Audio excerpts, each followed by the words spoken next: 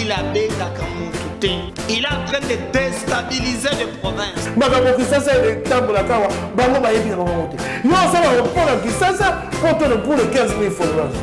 Le président Félix Antoine Tshisekedi a repris le projet de valider cette stratégie nationale.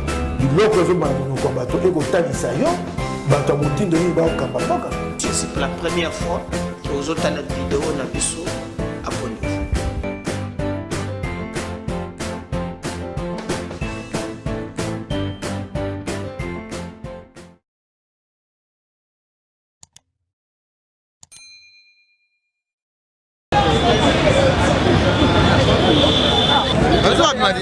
Non, tous la poste que rupture totale. Rupture totale entre relations diplomatiques entre Bissona Rwanda, Tokata, Toboma. Donc guerre totale. Tu as poste de guerre. Bah mon a passe au Bissoto Mona.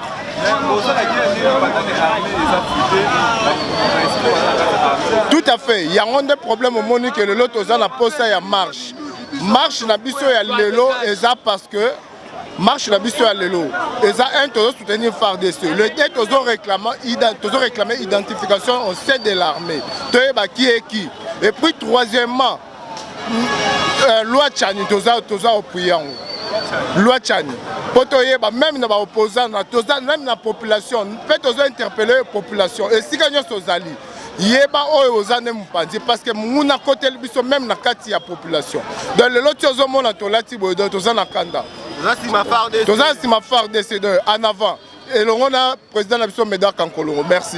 Les lots a déterminé. Congo en avant. Parti politique ya mwana mboka Médard Kankolongo. Toza awa na 13e mairie. Début à marche na biso. Tozo kende pona kopesa mémo partout. Pona soutenir voyez héros na biso. Kolakisa bango ete biso pe toza sima na bango po kokende longo. Non, non et non, nous disons non. Kagame akosala elo côté na mboka oyo tanke Congo en avant, Médard Kankolongo azali. Toko sala marche toko kende tinati. Kolakisa bango ke tozana nous jusqu'à ce que nous allons déterminer tout et tout. Toko tik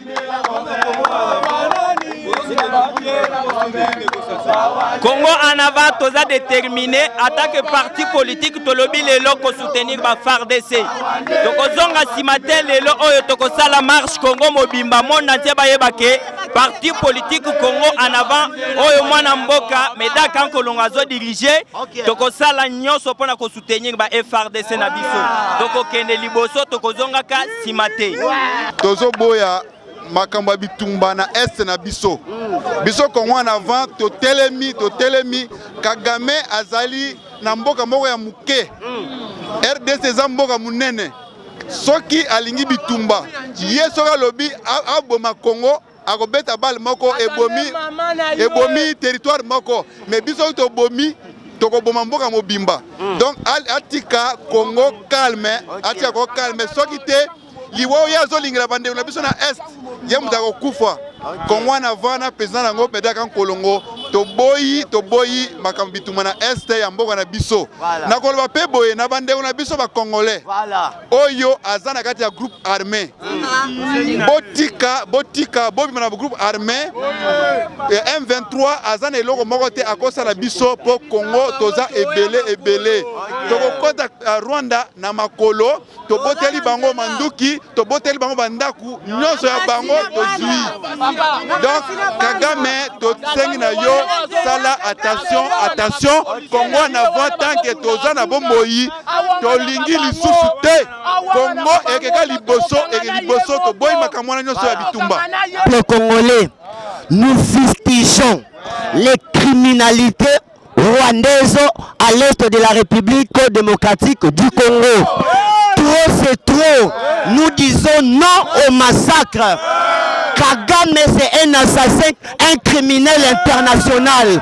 Kagame doit être lapidé. C'est un traître. Nous disons non et nous, peuple congolais.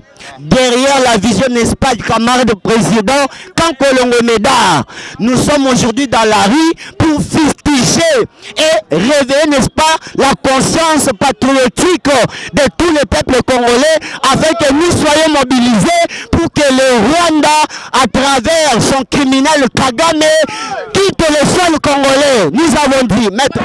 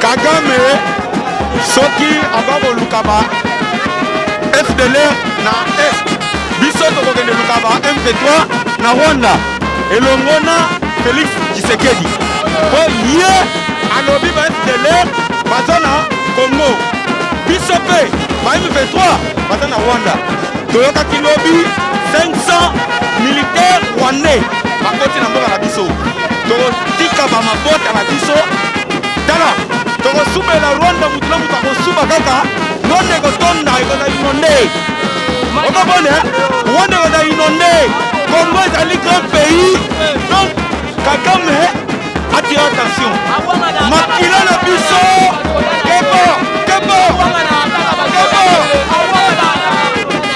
Oui, nous sommes là pour soutenir nos forces qui sont au front. Que ce soit papa, maman, élève, étudiant, c'est notre devoir et notre droit de soutenir nos forces et de défendre notre intégrité territoriale. Donc on dit qu'à 100 cm, moi je dis à moi la mission qui est la Rwanda. Donc on fait ce message. La bateau va sortir la M23. Autorité pour soutenir la M23. Nous sommes là pour combattre toute personne qui va se retrouver donc il y a pour ça la marche pour soutenir FARDC et l'homme nous est à nous la victoire. À nous. Ok. Nous dénonçons avec fermeté, n'est-ce pas, le complot, n'est-ce pas, manifeste de la communauté internationale. Comment voulez-vous que les rois de la Belgique est ici sur notre sol congolais et les Rwandais se permettent d'attaquer notre pays? Et hier, pour votre gouverne, je vous informe que nous avons été victimes d'une dizaine de bombes qui sont tombées sur une école. On en a assez. Trop, c'est trop. Première guerre mondiale, deuxième guerre mondiale, on n'en parlera jamais de 10 millions. En tout cas, nous en avons marre. Et nous demandons au président de la République tout simplement de déclarer la guerre conformément à l'article 43. Et nous, avec notre président national, Médard Kankolongo, nous sommes prêts à soutenir nos forces armées jusqu'à la fin.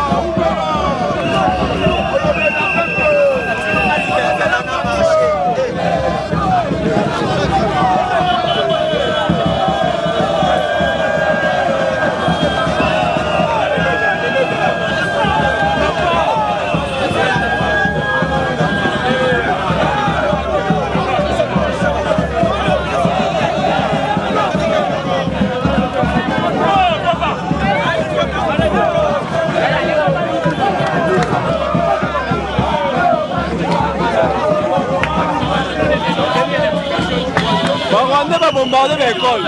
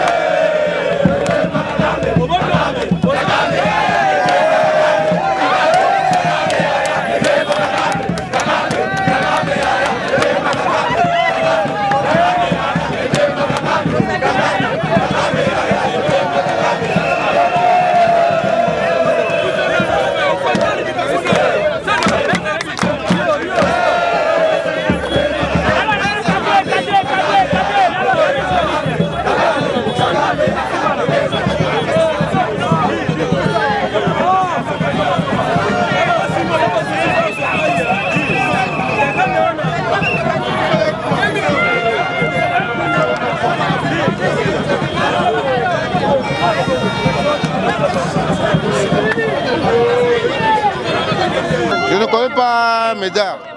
C'est la première fois. C'est une occasion très grave. Une fois, je l'ai suivi à la télévision, plusieurs fois à la télévision. Et une autre fois, je l'ai vu chez les Samarités, les Mbalemba. En quittant chez moi pour aller au travail, j'ai trouvé une masse ici, là. Et je regarde, je vois les affiches. C'est ça. Les affiches. C'est ça. C'est ça qui a... Voilà. C'est ça qui m'a attiré mon attention. C'est pourquoi je me suis arrêté pour encourager les jeunes de faire autant. Les sittings ici devaient s'étendre jusqu'à partout. On n'a qu'un seul pays, le Congo. Si nous sommes attaqués aujourd'hui, ce n'est pas quelque chose de Kagame Félix, c'est pas quelque chose de Félix, c'est un complot. Héros africain, ça date de longtemps. Celui qui est venu maintenant réaliser c'est un complot ici, c'est l'ancien président. Maintenant, si la guerre, nous étions battus la fois passée, mais aujourd'hui, ce n'est pas la même chose. C'est pas la même chose na Lingala. Il y a de mon côté.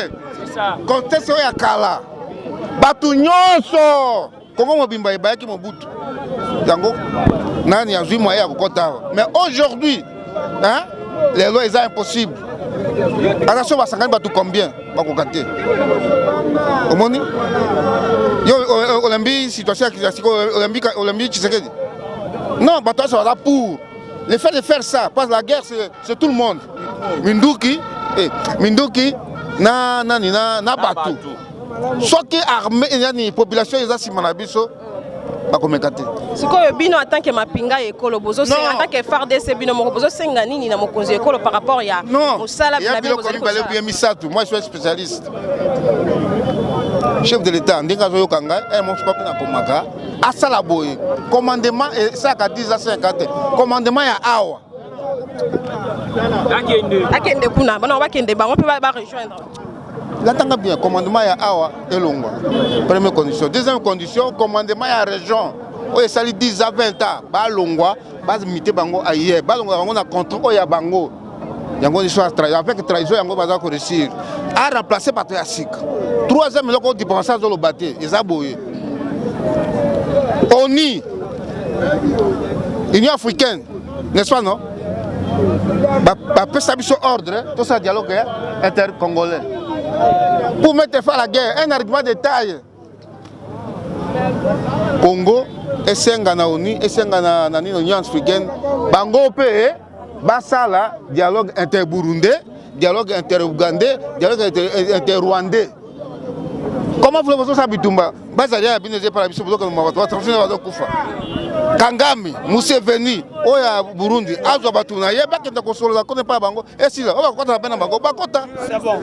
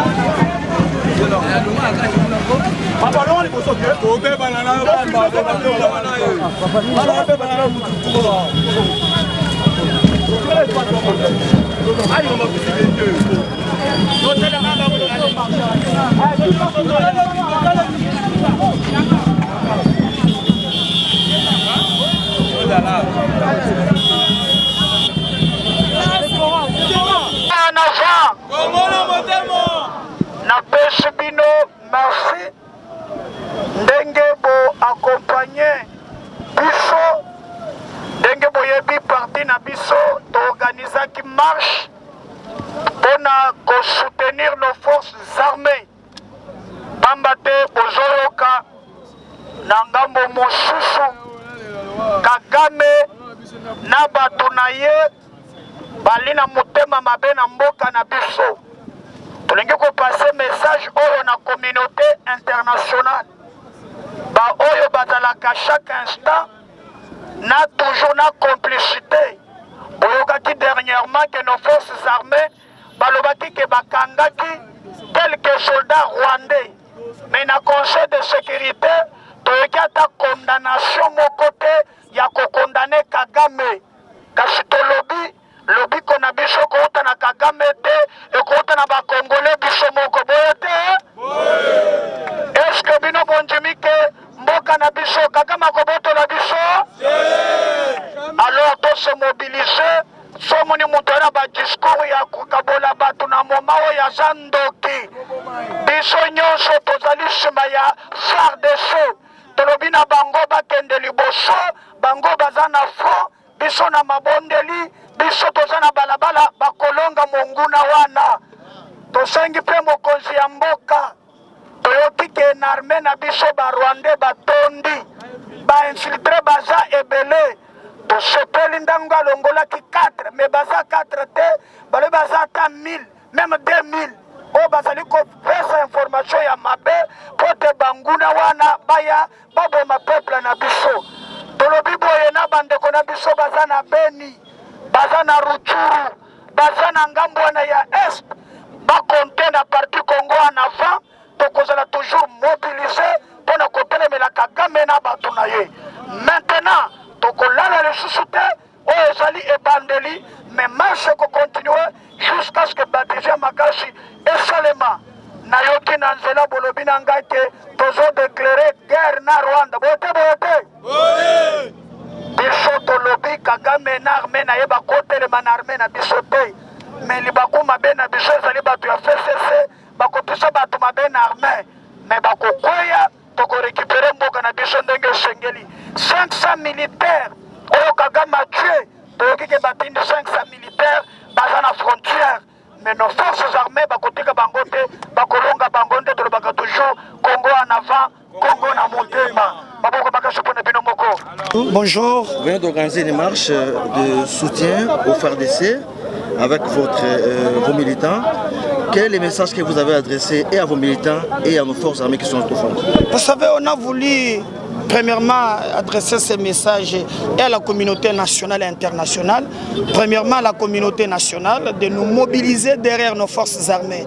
Vous avez pris que Kagame a mobilisé 500 militaires encore pour attaquer nos forces armées et tuer mes compatriotes. Ça fait longtemps qu'on tue nos compatriotes et maintenant Congo ne va pas penser c'est de trop. Nous devons nous mobiliser derrière nos forces armées pour mettre ces ennemis état de nuire. Mais aussi dire à nos forces armées que vous êtes au front, vous pouvez compter avec l'ensemble de notre peuple. C'est ça le message essentiel. Mais aussi avec la communauté internationale, la nébuleuse communauté internationale. Vous avez appris qu'on a même capturé 2 militaires rwandais. Il y a eu des contacts diplomatiques où nous avons vu que malgré des contacts diplomatiques, le Rwanda continue toujours à vouloir agresser notre pays. Et ce qui nous étonne, au Conseil de sécurité, nous n'avons vu aucun pays qui a condamné l'agression contre la République démocratique du Congo. Donc, nous voulons dire à la communauté internationale qu'on est déterminé, à nos militaires, allez-y le FARDC, on est derrière vous. Et aussi à nos politiciens, avec la politique politicienne, autre toi que Jimmy Met, même lorsque le pays est agressé, toujours des discours séparatistes. Vous avez aujourd'hui, il n'y a pas de drapeaux de parti, ni des insignes. On a voulu montrer qu'il y a des moments dans la vie d'une nation où nous pouvons mettre de côté nos positionnements personnels, regarder l'unité nationale, parce que ce qui nous unit est plus fort que ce qui nous divise. Selon Congo en avant, faut-il faire la guerre au Rwanda, rompre les relations diplomatiques ou négocier avec le Rwanda? Il faut utiliser tout. Je crois que si vous avez la diplomatie sans armée, c'est une diplomatie faible. À notre niveau, nous pensons qu'il faut faire la guerre au Rwanda, mais il faut le préalable. Vous savez que nos amis du FCC ont infiltré cette armée. Kagame, sur le plan des renseignements, il a des renseignements juste après 5 minutes. Nous félicitons ce que M. Tshisekedi a fait. Commencez d'abord à révoquer les infiltrés rwandais. Parce que l'M23, c'est l'émanation du FCC. Avec l'M23, Raymond Tshibanda est en vie. C'est lui qui a signé cet accord, alors qu'il y a CNDP. On a parlé du M23. Lorsque nous allons nous organiser, il faut faire la guerre au Rwanda.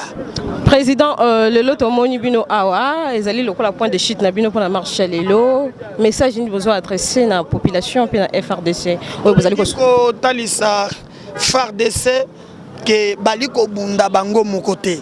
Pambate omoni bandongolomis oyo mikolo lekaki toyokaki ke bakangaki ba Rwandais mibale mais tomoni makambo ya diplomatie o eboye à la fin batiki ba soda wana mais zongi sikagame simete tomoni le tikagame akoyo ka voix ya diplomatie te pe diplomatie neza ya nyamunyamu pona nini po tomoni ke batiki ba soda Rwandais mais na conseil de sécurité de l'ONU atamboka moko te condamné Rwanda pona agression na mboka na biso tolobi Kagame akoyo ka voix ya munduki kasinde tolobi iyo lokola ko kezela munduki totalisa basoda na biso ke boza bino mokoto toza na bino kasi aussi kokebisa pe baye oyo bali ba infiltré o bato akabila batika na armée oyo kikera la mingi te 4 officiers ya minene bakoteka ka sango ya mapinga na biso na Rwanda ndoko Tshisekedi bengani bango tomoni ke baleki ebele il est grand temps continuer na kosala yango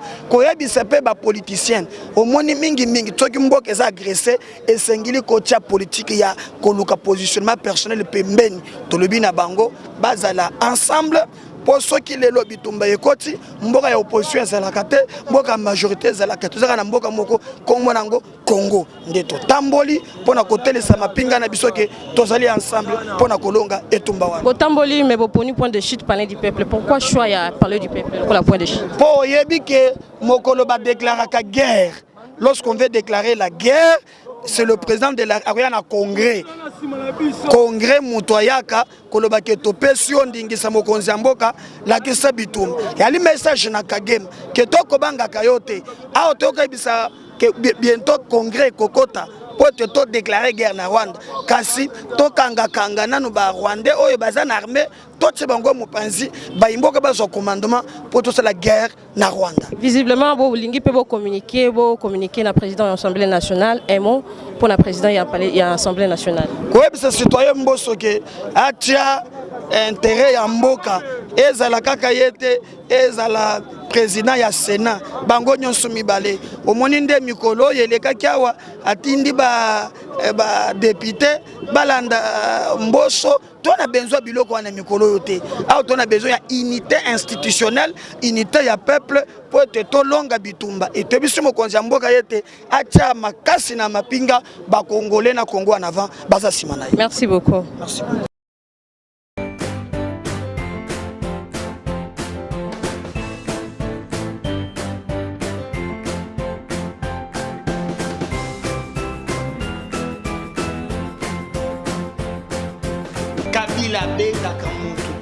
Il est en train de déstabiliser les provinces.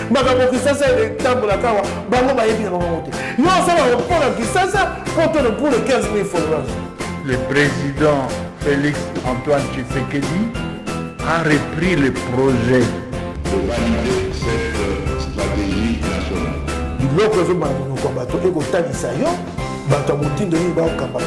C'est la première fois bozotala vidéo na biso